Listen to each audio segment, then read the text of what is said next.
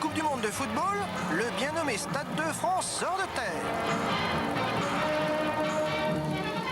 Toutefois, il apparaît que la pelouse, selon les experts, jaunit. Hélas, le beau tapis vert qui doit accueillir la cérémonie d'ouverture devra être remplacé.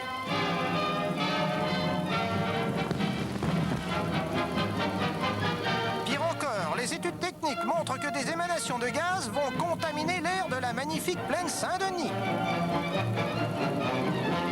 Jules Rimet, l'inventeur de la Coupe du Monde, n'avait sûrement pas imaginé que la pollution mettrait en péril son chef-d'œuvre. À Tignes, les tricolores fêtent Noël et respirent le bon air. Le sélectionneur, M. Aimé Jacquet, se présente comme le guide d'une cordée ambitieuse.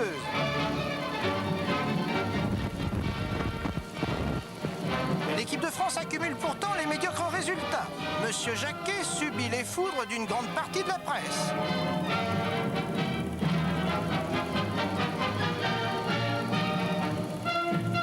Dès le mois de mai, Monsieur Jacquet tient la France en haleine. Ce sont 28 noms que le sélectionneur a révélés pour la grande aventure du Mondial de France. Cependant, 6 joueurs doivent quitter la sélection. 6 sportifs vaillants qui n'ont pas démérité, mais puisqu'il faut choisir.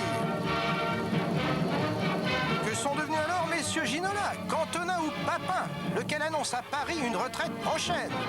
Espérons que le football français saura gagner sans sa figure tutélaire.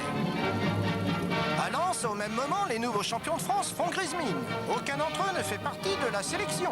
La France du Nord a du chagrin, mais soutiendra les Bleus.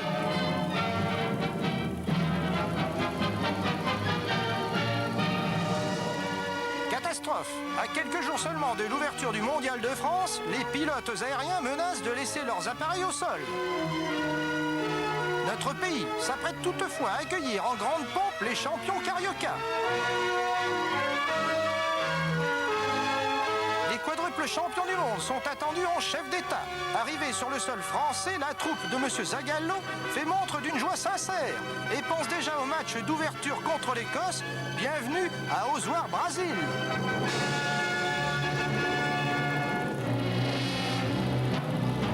Rien n'épargne le comité français.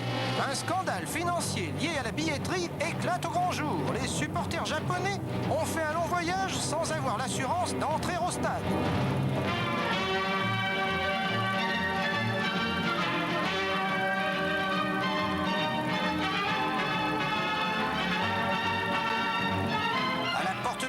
Pelé questionne tour à tour des personnalités, dont notre héros national Michel Platini, et confirme qu'il sait également se servir de ses mains. Pourtant, le mondial des Français tourne au cauchemar.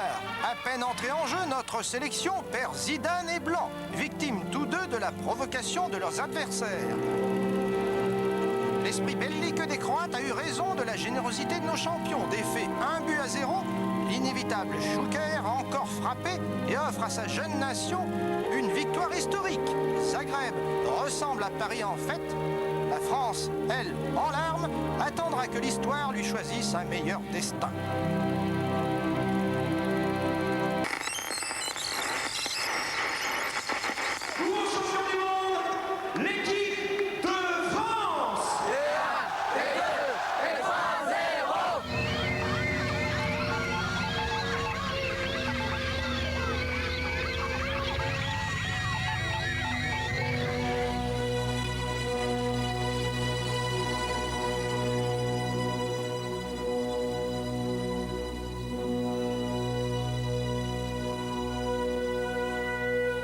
Au fond, à quoi ça tient l'exploit du siècle pour le sport français? Un peu de chance, du travail, quelques buts, énormément d'amitié. La mauvaise fiction, les cauchemars précités, oubliés. Pour une fois, pour cette fois-là, on préférera la réalité. 100 fois, 1000 fois, 1 million de fois.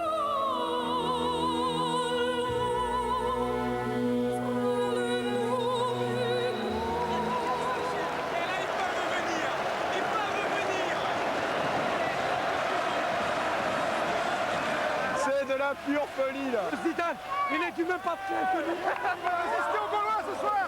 On a montré qu'il est tout fini. On pouvait gagner. Je les connais pas, tout le monde sait, tout le monde dit les go. Tire, laisse-toi,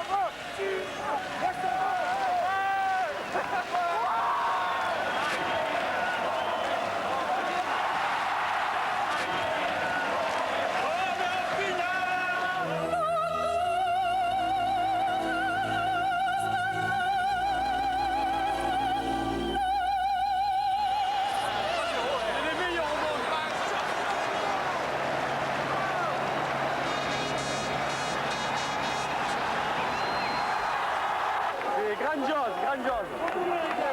Zidane, c'est le meilleur du monde. Zidane. Merci bébé, merci